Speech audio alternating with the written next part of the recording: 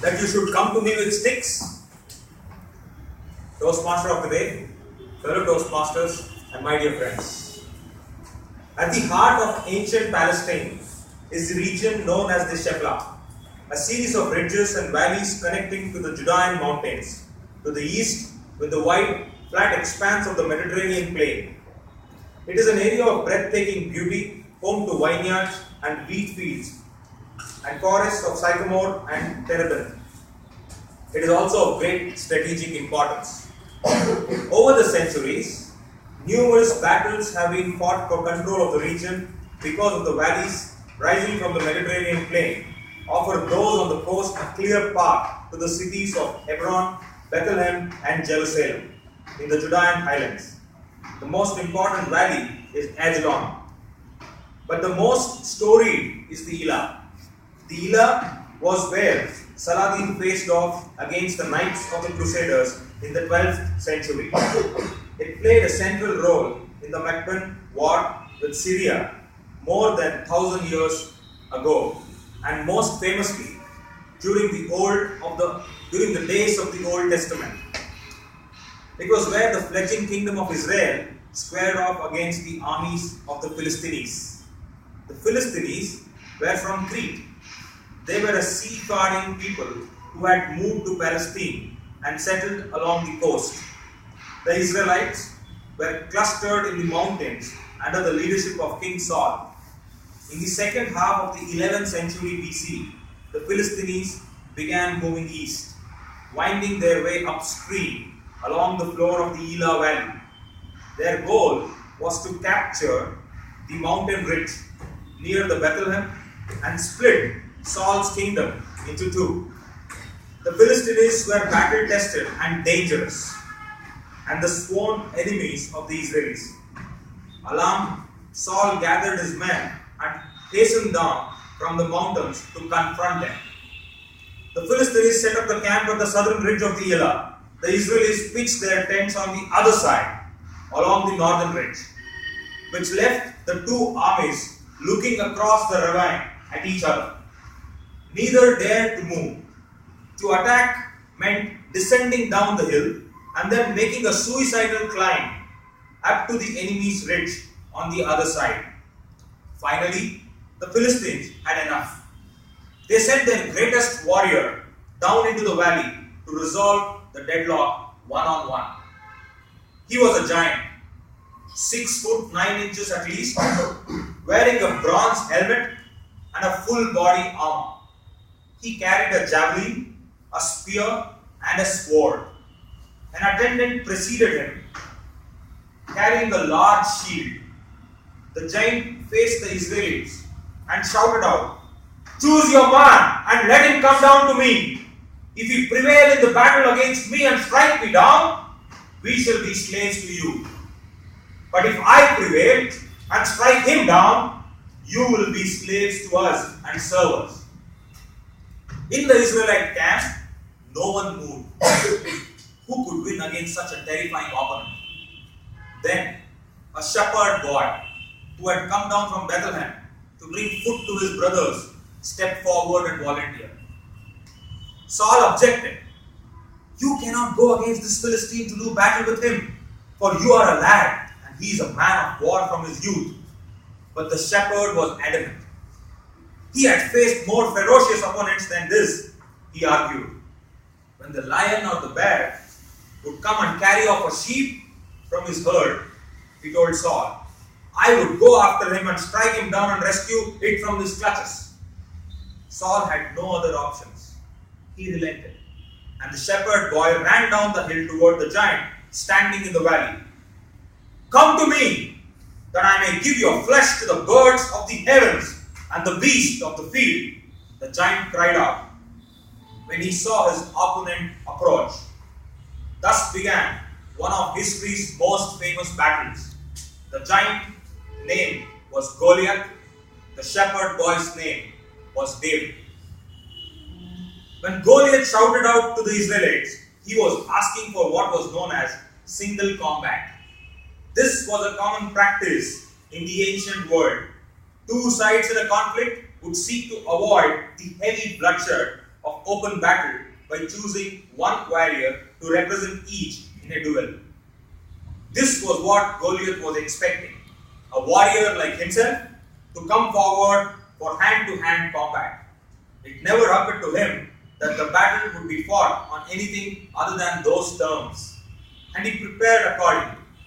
To protect himself against blows to the body, he wore an elaborate tunic made of hundreds of overlapping bronze fish-like scales. It covered him, his arms, and reached to the knees, and probably weighed more than 100 pounds. He had bronze shin guards protecting his legs, with attached bronze plates covering his feet. He wore a heavy metal helmet. He had 3 separate weapons, all optimized for close combat. He held a thrusting javelin made entirely of bronze, which was capable of penetrating a shield or even an armor. He had a sword to his hip, and as his primary option, he carried a special kind of short-range spear with a metal shaft as thick as a weaver's beam. It had a cord attached to it and an elaborate set of weights that allowed it to be released with extraordinary force and accuracy.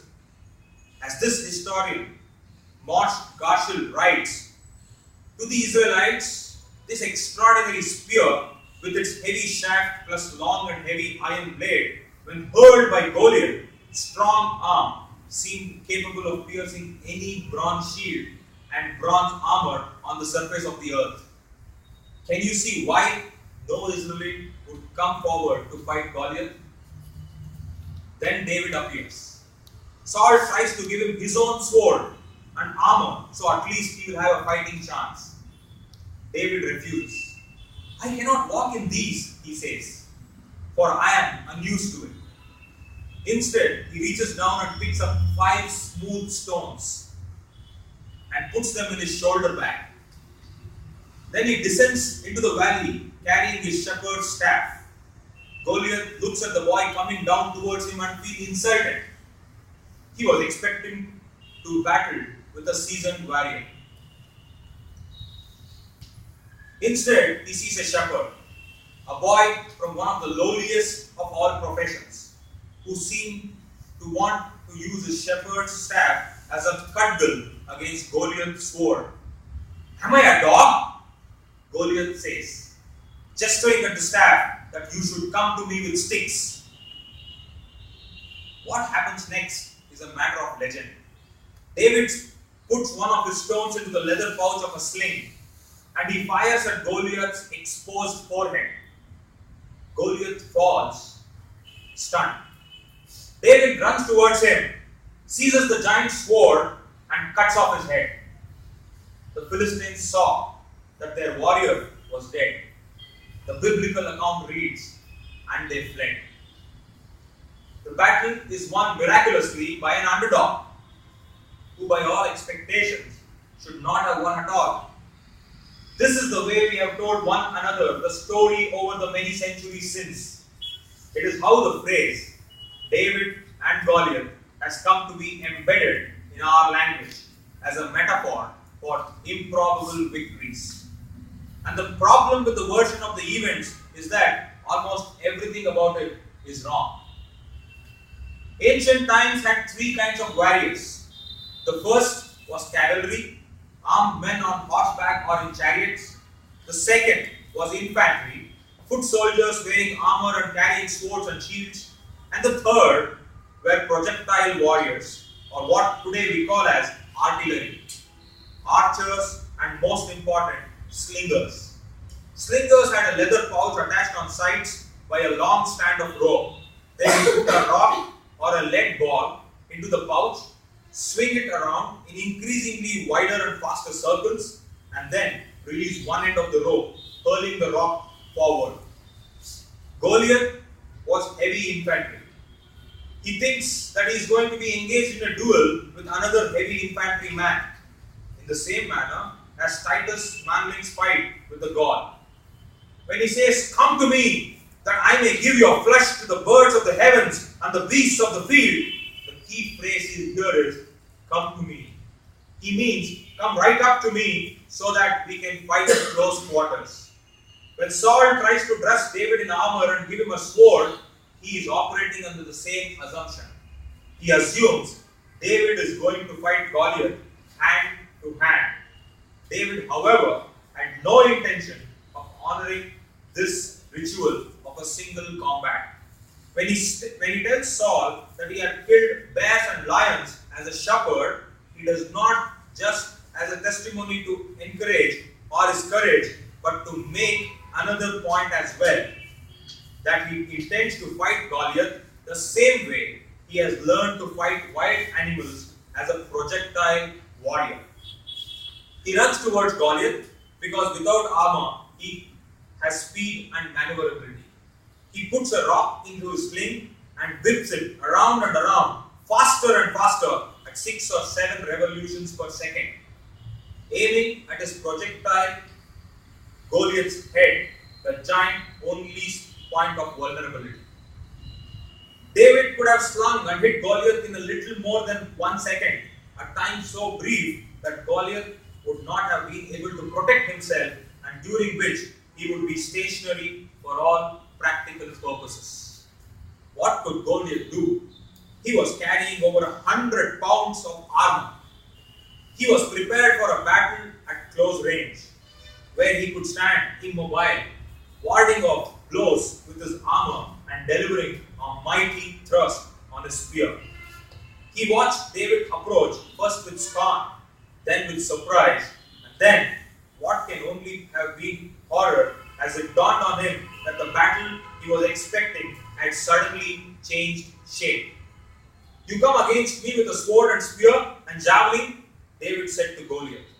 "But I come against you in the name of Lord Almighty, the God of the armies of Israel, whom you have defined. This day of the Lord will deliver you into my hands, and I will strike you down and cut off your head. All those gathered here will know that it is not by sword or spear that the Lord saves, for the battle is the Lord, and he will give all you into your hands." Twice David mentions Goliath's sword and spear as if to emphasize how profoundly different his intentions are. Then he reaches into the shepherd's bag for a stone, and at that point, no one watching from the ridges or either side of the valley would have considered David's victory improbable. David was a slinger, and slinger beats infantry hands down. Goliath had as much chance as David. This, the historian Robert Donward writes, as any Bronze Age warrior with a sword would have had against an armed opponent with a .45 automatic pistol. So friends, today we have heard the story of David and Goliath. In the real life in which we all live, we also